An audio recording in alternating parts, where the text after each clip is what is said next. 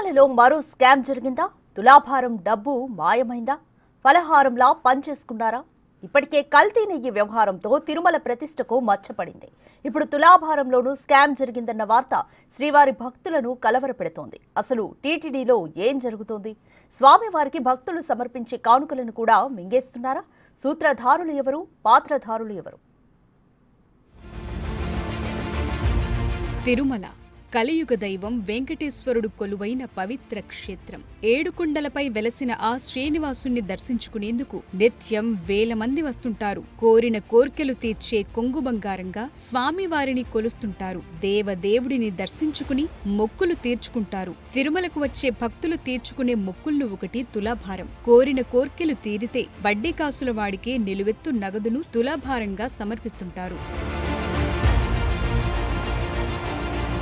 తులాభారం అంటే త్రాసులో ఒకవైపు భక్తుడు కూర్చుంటాడు, మరోవైపు ఆ భక్తుడి బరువుకు సరిపడా నగదును 2 లేదా 5 రూపాయల నాణాలతో తూకం వేస్తారు. భక్తుడు ఎంత బరువుంటే అంత సొమ్ము నగదు రూపంలో అక్కడి సిబ్బంది ఇస్తారు. కొంతమంది చక్కెర, బెల్లం, డ్రై ఫ్రూట్స్ తో కూడా తులాభారం ఇస్తారు. స్వామివారికి మొక్కులు తీర్చుకునేందుకు భక్తులు సమర్పించేందుకు ఈ తులాభారంలోనూ భారీ స్కామ్ జరిగిందన్న ఆరోపణలొస్తున్నాయి. టీటీడీలోని కొంతమంది సాయంతో గత వైసీపీ నేతలు స్వామివారి సొమ్మును స్వాహా చేశారన్న విమర్శలొస్తున్నాయి. తులాభారంలో స్కామ్ జరిగిందని స్టేట్ విజిలెన్స్ అండ్ ఎన్ఫోర్స్మెంట్ కు ఫిర్యాదు చేశారు బీజేపీ నేత, టీటీడీ సభ్యుడు భానుప్రకాష్ రెడ్డి. ఆయన ఆరోపిస్తున్నట్టు నిజంగానే స్కామ్ జరిగిందా? వైసీపీ నేతలు దేవుడి సొమ్మునే కాజేశారా?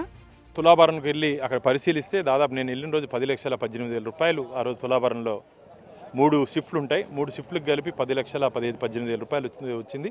దాంట్లో 90% నగదు రూపంలో వస్తుంది, అంటే డబ్బు రూపంలో వస్తుంది. మిగతా అంతా కార్డులో ఉంటుంది, మిగతా అంతా నగదు రూపంలో వస్తుంది. కాబట్టి వాళ్ళు చెప్పినట్టు అనుమానాలు నాకు ఫిర్యాదు చేసినట్టు వాళ్ళు రోజు మినిమం ఒక 2 లక్షలు తీసుకుని వెళ్ళిపోయారు వాళ్ళు. మీరు కానీ పరిశీలిస్తే, లోతుగా పరిశీలిస్తే అసలు ఏం జరిగిందో తెలుస్తుంది. విచ్చలవిడి ఖర్చు పెడుతున్నారు వాళ్ళు డబ్బులు కూడా. తిరుమలలో వెంకటేశ్వర స్వామి హుండీకే కాదు, భక్తులు అందించే కానుకలకు కూడా భద్రత లేకుండా చేశారని భానుప్రకాష్ రెడ్డి ఆరోపణ. తులాభారం దగ్గర ప్రైవేటు వ్యక్తులను నియమించుకుని వారి సాయంతో సొమ్ములు కాజేశారని అనుమానం. వైసీపీ హయాంలో టీటీడీలో పనిచేసిన అధికారులు అప్పటి పాలక మండలి బాధ్యత ఉందని అంటున్నారాయన. రోజుకు 10 లక్షల రూపాయల వరకు కొట్టేశారని అనుమానంగా ఉందన్నారు. ఆ సొమ్ము ఎవరికి చేరింది? పాత్రధారులు, సూత్రధారులు ఎవరనేది త్వరలోనే తేలుస్తామన్నారు. అసలు ఎంత బాధ అంటే, వెంకటేశ్వర హుండీలో సంరక్షణ కానుకలు కొట్టేశారు. దాదాపు 100 కోట్ల రూపాయలు పరకామలో కొడితే చెట్టు కింద పంచాయతీ చేసినట్టు పంచాయతీ చేసి వాడి దగ్గర లోకాదత్త రాసుకొని వాడిని పంపించేశారు. స్వామివారి శేష వస్త్రాలు కూడా అనర్హులకి వెళ్ళాయని చెప్పి ఫిర్యాదులు ఉన్నాయి. 2019-2024 మధ్య టీటీడీ ఖజానాకు రక్షణ లేకుండా చేశారని, శ్రీవారి సొమ్మును వాటాలుగా పంచుకున్నారని ఆరోపిస్తున్నారు భానుప్రకాష్ రెడ్డి.